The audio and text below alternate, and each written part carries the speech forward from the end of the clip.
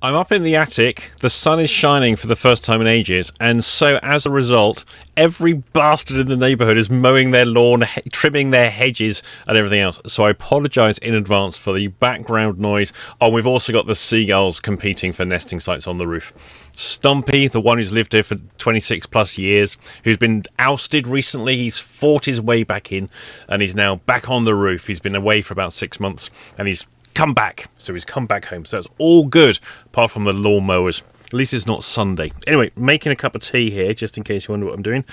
This is a continuation on the archetypal stuff from Hod, Hermes, Thoth, Mercury, the magician or trickster archetype. And this is where it may now get a little bit confusing for people if you're not overly familiar with Kabbalah. As I've said elsewhere, the problem about learning Kabbalah and the tarot symbolism and all the things associated, there's never a good place to start. And wherever you do start, it always assumes you know something else already. So it's one of those things that you have to keep going around in cycles in order to really understand the material. So what we were looking at before was Hod, which is the Mercury, Thoth, Hanuman, all of the trickster type guru gods type people, and I put in there as well, I would say the therapist is very much within the category of Hod, the stand-up comedian is very much the court jester, and so forth.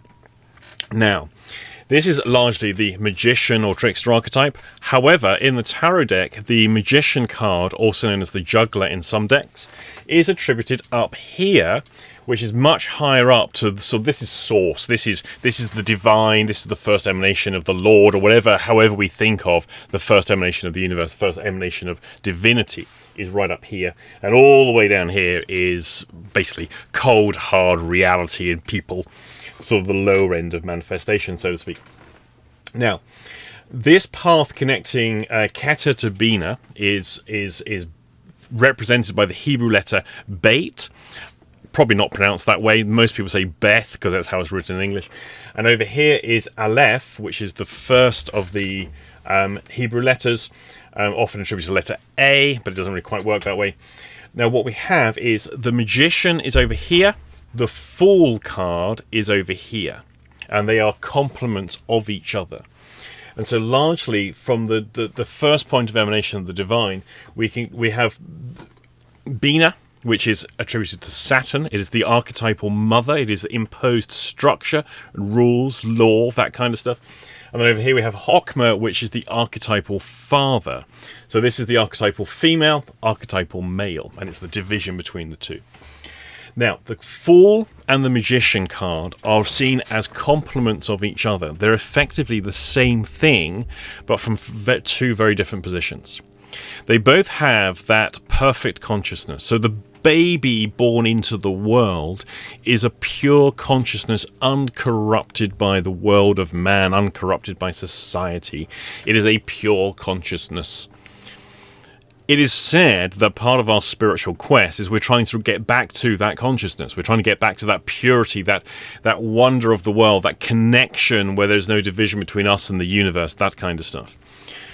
But the very consequence of life separates us from that point of consciousness. And actually, the baby who remains in that consciousness probably won't survive and probably will never live to reproduce. Yet that's the ideal consciousness that we all seem to be trying to get back to as adults, as people. Now, the magician is in that consciousness. Sorry, the magician up here is in that consciousness, however, is not naive to the world. The magician has mastered the world. This is the one who has not mastered the world. They're just not corrupted by it. So part of the magician's journey, for want of a better term, and often, I hate to say it, and I know I probably pick on the NLPers too much, but they do deserve it. A lot of NLPers really jump on the whole Joseph Campbell hero's journey, and then because that's such a popular concept, then adapt that to fit whatever it is they want it to fit. And I'm seeing people do the magician's journey. That's become quite a thing in the last couple of years. Lots of people are doing the magician's journey. And they understand a little bit about the tarot. And they are using the fool's journey or the magician's journey that is taught in tarot and Kabbalah and they're applying it to Joseph Campbell's work, and then they're conflating the two things and think they have some great model. It's so superficial, it disturbs me greatly. Now, for those that are familiar with my rants on the metaphors courses, I'm not a massive fan of Joseph Campbell's work, or the monomyth, or the hero's journey. I think it is a very limited model. Innovative in its day, I get that. Yeah, sure, Joseph Campbell's a great guy, great thinker, did lots of really good work. But what that work then became, and what it got applied to and became the explanation of, I think is largely bogus. The monomyth being this fixed story, that all stories contain these elements. Yeah, if you filter them enough, you can make every story fit any model you want it to fit. And that's largely what I see happening with the hero's journey mythologies, which is essentially, let's filter out everything that doesn't fit the narrative we want it to fit. Oh yeah, and there's the model. We can see it very clearly now. Of course you can. And I think there's too much of that. I think a better exploration of the work, although it has faults, is J.G. Fraser's work, The Golden Bough, and the audio version, the full books this big. All of that is on LibriVox as audio, so you can listen to that. It's absolutely immense body of work. Not all the stories were true. That's the problem with it, is that he commissioned lots and lots of people to go around the world collecting these stories. Some people didn't bother doing the trip. They just collected the money, made some stories up and sent them in, and no one checked, of course. And so there are some faults within the narrative. But Fraser's collection of these mythologies and the similarities between them is much better, because he doesn't try and reduce everything down to a monomyth. He's just looking at trends and archetypal features that are recurrent across these different stories. Not trying to say all the stories are the same, but stories, say, told by Aborigines to their children are very similar to those that the Cornish fishermen used to tell to their children. And there's reasons why those similarities exist. Because we all have the same needs, we all have the same survival needs, we all have the same emotional needs, and so forth. And we're biologically incredibly similar across time and between races as well. So of course we have very strong similarities, stories will emerge. But of course we also have this whole thing, we're all looking pretty much at the same stars. Well, those in the northern hemisphere are looking at pretty much the same, depends on your latitude. And the people in the southern hemisphere, they're collectively all looking at the same things too, but they're different. Which is why we see some key differences between Northern Hemisphere and Southern Hemisphere stories, because they're looking at different planetary bodies, and the behaviours of them obviously are going to be different. And that accounts for the astrotheological things. Whew. Astrotheology, I tell you, is one of those areas that is so under-examined by most people who think they're fans of Campbell and espouse the whole monomyth thing. Have a look at astrotheology, and you may well have some eye-opening observations taught to you. So I recommend looking at astrotheology as a thing. Now, the magician is up here, very much has mastered the elements of the universe. The fool, who is the innocent babe, has no knowledge of the world, and that is their problem. Now, a lot of people think they're the magician. And they very much take on this role, and they think of themselves as a therapist, as some kind of magician. And they speak words. Because I speak it, I command it to be so.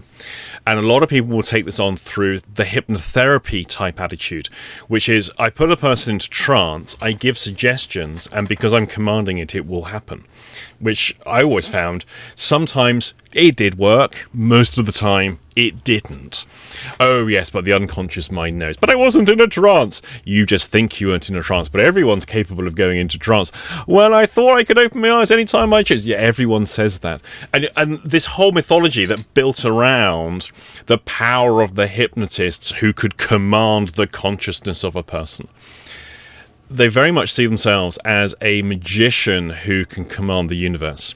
And as I've seen some of these people evolve along their lifeline as well, some of these people have started out at the same time as I did, and they become mystics and gurus and holy men. And then one guy, my God, he's now talking to the gods, and he's the intermediary. He's saving humanity, basically. Absolutely delusional as hell. PM me, I'll send you the link to his YouTube channel. Don't want to say it publicly. It'll probably come back and bite me. These things normally do. But it is amazing the level of delusion that people can come to. Now, herein lies the trap. For a lot of people to have not brought all of the other elements of the tree into balance, they can actually end up with a narcissistic delusion rather than genuine magical ability to command the universe. And I'll get into, either in this video if I have time, but I may do it in another one, what are these things the magician is commanding, metaphorically speaking and symbolically speaking. Now, I just want to go through some of the key ideas that this kind of understanding gives me and informs my therapy work. So as a therapist, how does this help me? How does this help me think about stuff? I'm just going to go through a very, very simple example. I'm going to come to here, which is Gibora, or Givora, depending on how you want to pronounce it. This is about macho, male, warrior, Mars, the planet Mars, and all things male and macho warlike are all in here. And over this side, Hesed, this is all about loving kindness, forgiveness, and just being thoroughly nice. You've heard of Hasidic Jews. That comes from Hesed over here. The Hasidic Jew is trying to live in a mindset of loving kindness. And they have very strict codes of how to live in loving kindness as a person. And so Hasidic Jews and Hesed are very relatable with each other. And that's the consciousness in which they're trying to live. The magician, the ceremonial magician, is largely operating in this consciousness down here in terms of the work they're doing for themselves and that kind of area. Now, somebody who's got too much over this side, too much sort of Givora consciousness, will be somebody who might be quite aggressive, quite dominant, quite potentially violent, quite dynamic, the person who will produce change and be a force of change, but may do so in an unhinged way. Unbalanced Givora can be tyrannical, it can be destructive, it can be really damaging. But unbalanced Hesed, now you're the doormat, you're the victim, you're ineffective, you're not able to take action, you never have a point of view about anything, you can't function. So what we have to have is a balance between these two things. If we look at the archetypes of biblical gods, and if we take the Christian Bible and the Old Testament, there's actually multiple god names revealed throughout there. But in the King James versions and the other sort of English translations, they've nominalized these different god names down to basically Lord, Father, and God. And they've lost the original Hebrew meanings. Now, those different names of God were different emanations of the same archetypal, singular divine being. So they had different functions, different behaviors, different personas, different personalities, for want of a better term. But what most of them all had in common was an enormous capacity for massive destruction and enormous capacity for loving kindness. And ideally, the ideal God has both of those in equal measure, because one without the other would just be too much. Now, generally, though, the Old Testament errs much more towards the destructive, machismo-patriarchal, slightly violent God, likes killing lots of people on a regular basis. And then the New Testament comes along, and you have Jesus, who's very much all about the loving kindness and forgiveness. And so between the two books, you have a nice balance between the two of what's represented. In people, we largely have to have a balance too. So for somebody who is very vulnerable and quite weak and probably prone to being a victim, who may well be the person who is, well, you should turn the other cheek, you shouldn't really get into trouble with people, and everyone has their own way. They're dressing up cowardice as virtue, and so this is a displaced form of Hasidic consciousness. This is not really an effective form of loving kindness and forgiveness. This is very much a weakness being dressed up as that. And in Kabbalah, that's known as a clifothic, that's not how it's pronounced, but a clifothic force, which is the negative or the inversion of that particular attribution. Tyranny may be dressed up as strength. for some people, being right on Facebook and being critical of other people, they may well see as a virtue of being somebody who's not a doormat. And actually what they're doing is being a bully, because they're not necessarily understanding where the other person's coming from. And so you see these imbalanced forces playing out quite easily on things like social media. So if I've got somebody as a client who is quite aggressive, they've got anger issues, they may well get engaged in domestic violence, that kind of stuff. They may have been drinking too much and regularly getting into fights in bars, that kind of stuff. Now, what I could do is one of two approaches to take.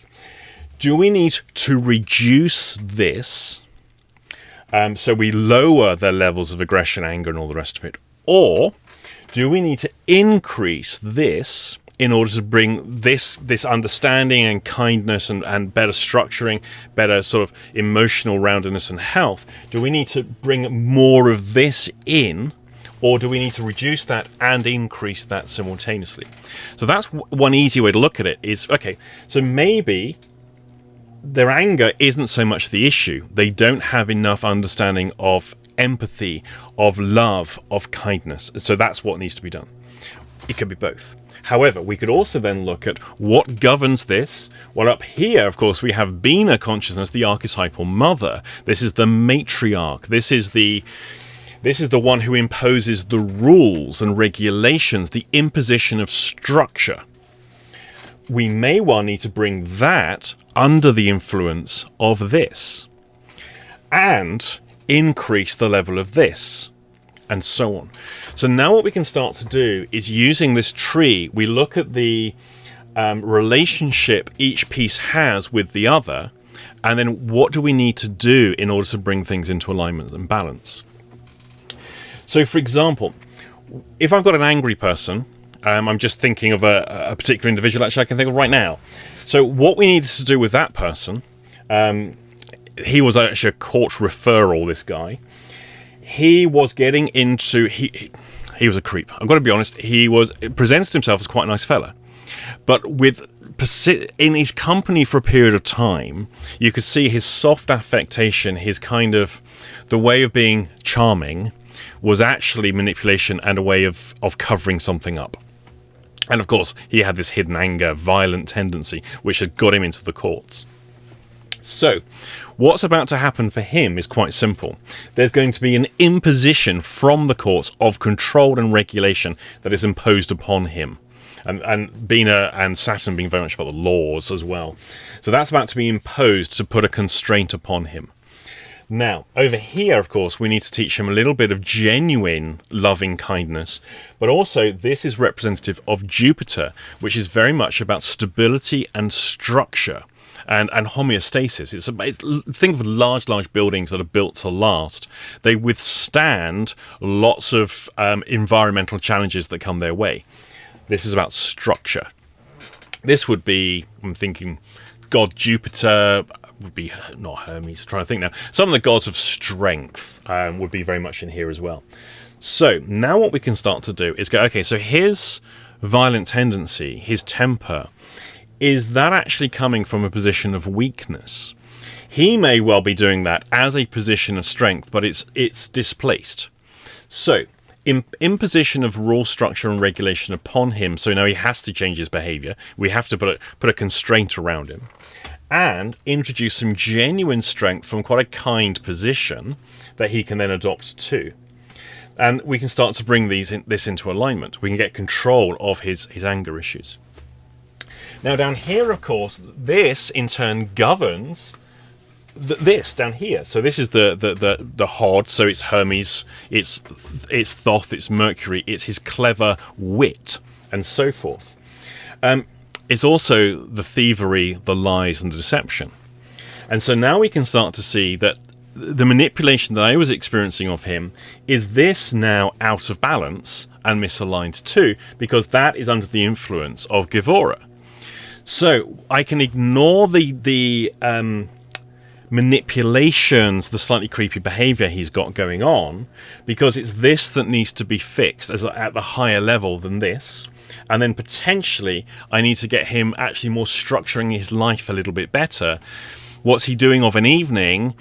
going out on his own to hang out in bars, getting drunk and getting into fights, that doesn't seem to be a particularly structured life to me. So we need to reorganize that structure. So this is a framework. This is not how this emerged, by the way. The Tree of Life Kabbalah has got nothing to do with therapy or psychology. That's not how the thing emerged. However, we can take the structuring of this and apply it to that particular area. This helps inform me in how I look at individuals. So I have different frames of reference, different categorizations. Because it's not just this, of course. I've got all the psychology, the NLP stuff, the Ericksonian stuff. I've got multiple ways of understanding human behaviors, the human psyche, the human identity. It's not just fixed on one particular model. I've got multiple models. This one for me is the archetypal model that gives me the highest level ways of understanding what it is a person is doing. So I think that's all I'm going to do for this one. I think that's probably quite enough to be going on with. I will do another video actually in the next one on the relationship between the magician or the Magus card and the fool, and what is it that the magician is governing that is not happening down here in Hod, which is what I was referring to in the earlier videos. So I'll do that as the next video. As always, click the like button, always appreciated. Any thoughts, comments or questions on this, anything you want me to talk more on, any particular interest you have in the archetypes, that kind of stuff, do please stick it in the comment section, because it really helps me understand or know what on earth am I going to talk about in the next video. It's easier to talk about stuff when people have got questions coming in than me just thinking stuff up. Anyway, that's all.